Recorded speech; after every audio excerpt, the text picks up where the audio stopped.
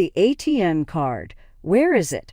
Let me take care of it, Scott responded, his voice composed yet exuding an air of authority. Lying on the hospital bed, I was fighting cancer and the treatments had left me weak and exhausted. I felt nervous as he received the card, his face betraying a faint, triumphant smile. Now that he had my ATM card, his expression suggested he might be planning something on his own. To give you an idea, that account has $800,000. Carefully handle things. I advised him, attempting to put my faith in him as my spouse. I had a strategy in place, but I was also hoping he would be supportive. In spite of the danger, I had deliberated and chosen to trust him.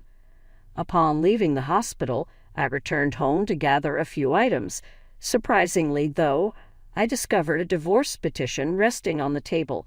My worst fears were confirmed, and my heart plummeted. The ATM card and all of our joint creations were stolen by Scott.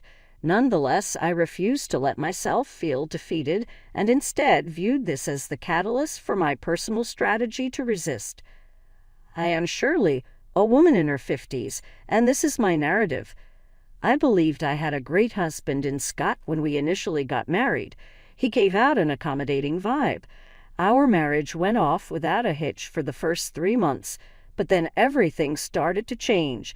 His actual character started to emerge. Scott gave the impression that he thought a wife should prioritize her spouse above all else. This demeanor gradually exposed a shadowy aspect of his character. Using his words as weapons, he became demanding and aggressive. A wife should always listen to her husband, was his favorite saying. He would become angry and accusatory whenever I deviated from his strict instructions, and he would make me feel like a failure as a result. When it came to domestic duties, he had quite particular requirements. Ignoring my exhaustion and busy schedule, he insisted that I wash his clothes separately and clean his room before attending to any other part of the home. He began to demand even meals. A wife's job is to make what her husband wants, he'd remark, but there were occasions when he'd sneak out of the house without warning me that he wasn't in the mood to eat the food I'd prepared. His actions left me feeling both irritated and worn out. I felt like I had to tread carefully at all times, attempting to win him over, but I was never really successful. Our relationship would become more strained at home with every error I committed. It was wearing me down to live this way. I became lightheaded and passed out one day while trying to finish all of the things he insisted on. I stumbled and made a ruckus that frightened our next-door neighbor. After they contacted the building management, he came to see how I was doing and promptly dialed for an ambulance. It wasn't until I woke up in the hospital that I realized how stressed and exhausted I had been. There and then, I realized it was up to me to be the boss. They admitted me for testing the moment I stepped foot in the hospital. My initial optimism that they wouldn't uncover anything major soon dwindled.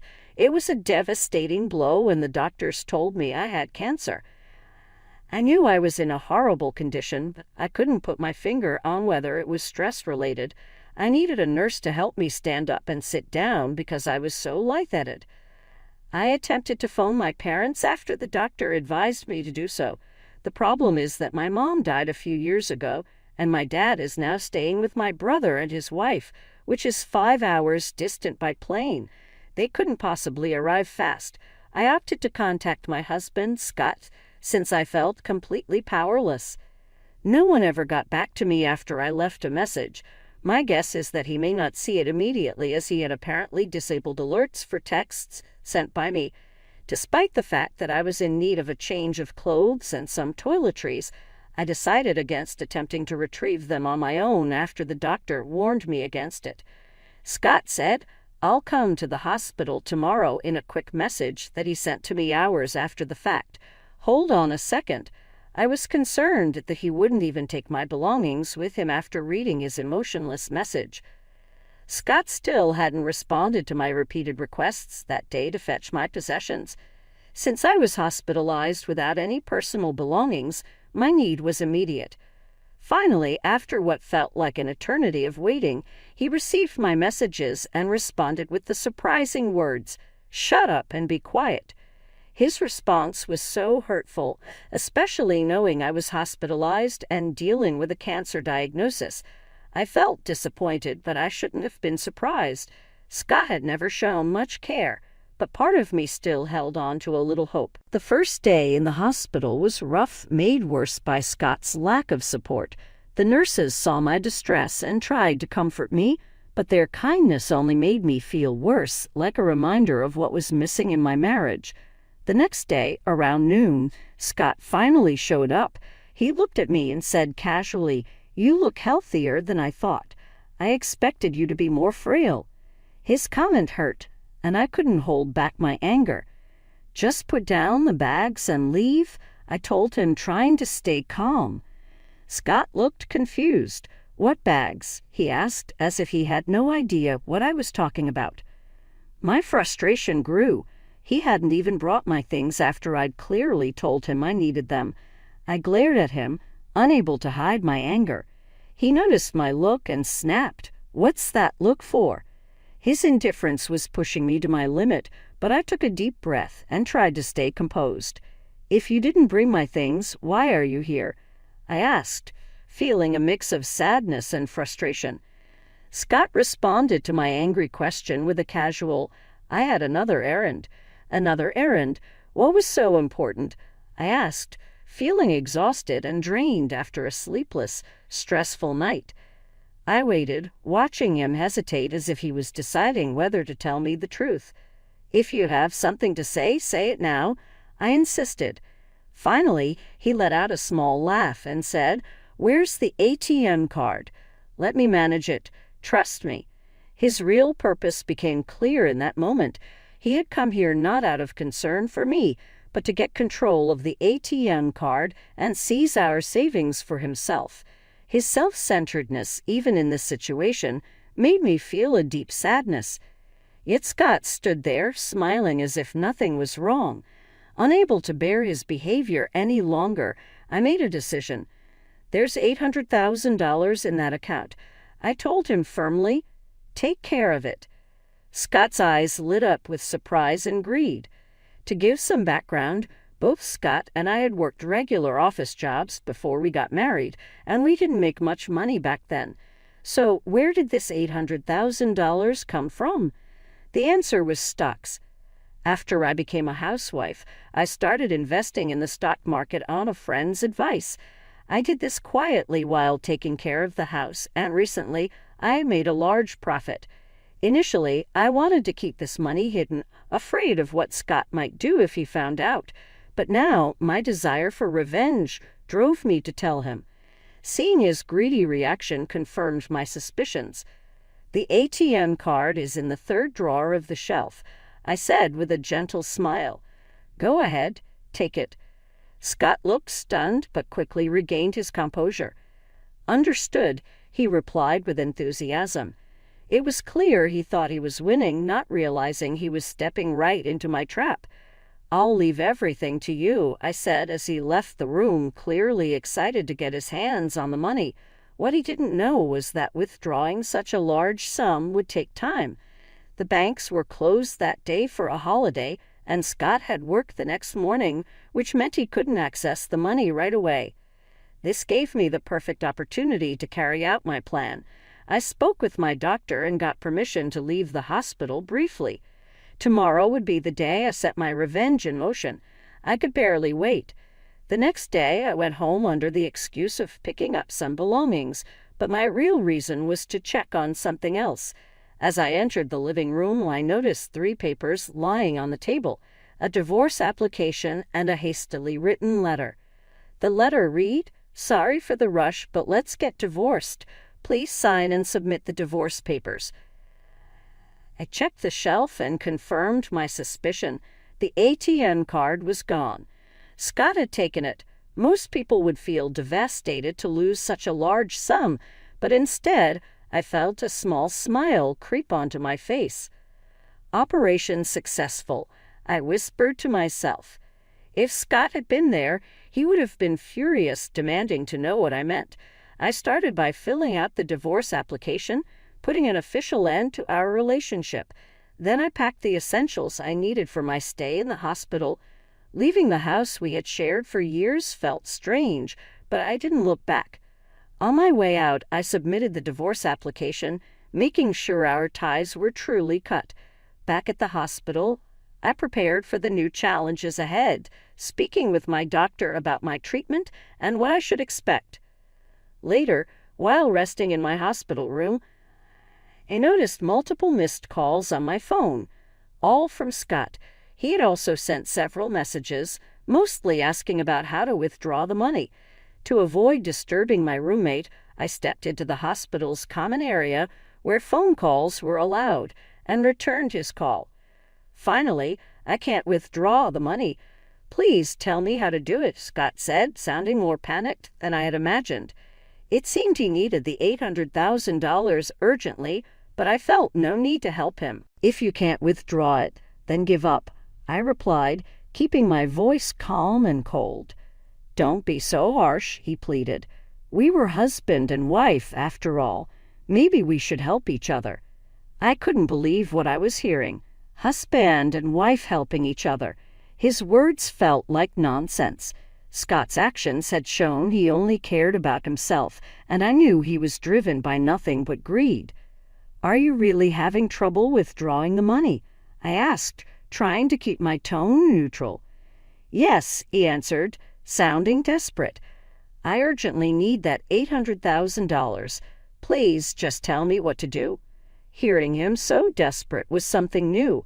It was almost amusing to hear him, usually so controlling. Now sounding so cornered, I almost laughed, but I kept myself composed and decided to give him the truth.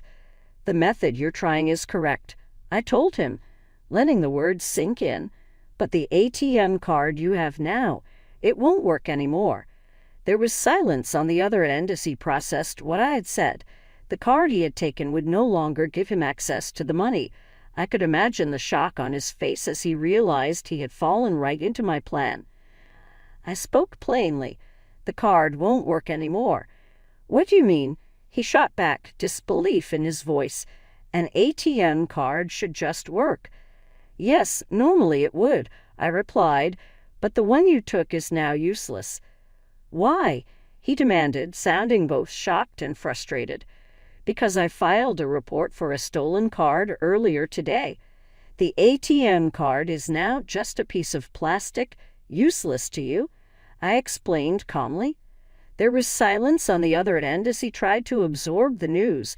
That morning, I had stopped by the bank and reported the card as stolen. Scott had taken it without my permission, planning to take the $800,000 I had saved up for himself. His actions were clear, theft, and I had every right to protect my money. Now the card he had was blocked, and he could no longer access any of those funds. On top of that, I had already submitted the divorce papers, ending any claim he might have thought he had as my husband. How does it feel to be outsmarted by the woman you always looked down on?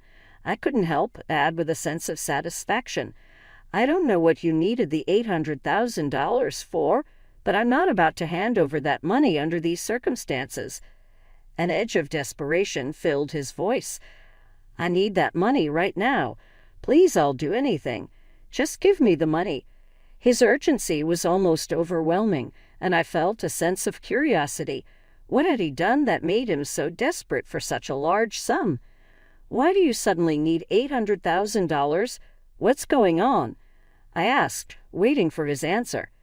After a long pause, Scott started explaining. 3 days ago, when he learned about the $800,000, he impulsively quit his job, expecting that he would have access to my savings. He started spending recklessly, even gambling, and quickly ran up a debt of $600,000. Now the lenders were demanding that he repay the debt within a week, or there would be severe consequences. He had assumed he could solve everything with my ATM card, convinced the money was already his. Scott went on, telling me how he had been living lavishly, assuming that once he had the card, he'd be set for life. But when he tried to withdraw the money, he realized the card was blocked. Now, without access to the $800,000, he was in deep trouble. My future is in ruins without that money, Scott admitted, his voice full of desperation. He had abandoned the divorce papers he once left on the table and shamelessly reached out to me for help, hoping I'd feel sorry for him. But after everything he had done, I felt no pity for him. Scott's voice shook with fear. "I don't know what will happen if this continues," he said, sounding truly panicked. It was clear he wasn't lying. His reckless actions had finally caught up with him. He had gone wild, spending $600,000 in just a few days, blinded by the thought of easy money. I sighed deeply. The old me, the one who had once put up with his terrible behavior and tried to keep the peace, might have felt sorry for him and helped. But I was different now. The love I once felt for Scott was long gone, replaced with a sense of indifference. No matter how much he begged, I felt no pity. If anything, I felt a faint amusement that he thought I'd care enough to bail him out. But Scott kept pleading. "Please, you're the only one I have left," he begged. His constant appeals grated on my nerves. I wanted to free myself from this burden and focus on my recovery. This mess was entirely his doing, and I had no reason to help. If you had shown even a bit of concern for me as a husband and brought me my things when I asked, maybe I would have considered sharing some of the $800,000 with you, I told him. But you didn't. You only thought about yourself. I kept my tone firm. "I'm sorry, but I have no intention of giving you the $800,000 or helping you out of this mess. It's your responsibility to deal with the consequences." Scott's desperation grew. "Don't be so cruel. We were married, after all. You can't just erase everything we had because of one piece of paper." "What relationship?" I shot back, my voice sharp. "You've only leaned on me, taking advantage whenever it suited you. Now you're trying to manipulate me to get what you want. I refuse to waste any more time on you, and I won't give you the $800,000, no matter what you say." Scott's voice became frantic. "Please, Shirley, I'm begging you. You're the only person I can turn to. If you abandon me, I don't know what will happen." His words had a tone of blame, as if somehow I was at fault for his situation. But the truth was clear. His own careless spending had led him here. If he hadn't splurged recklessly, if he hadn't cut me out of his plans, he wouldn't be in this mess. This was entirely his doing. "Stop making excuses," I replied, my voice steady and cold. "You're just facing the consequences of your own choices. Handle it yourself." With that, I ended the conversation, feeling a weight lift from my shoulders.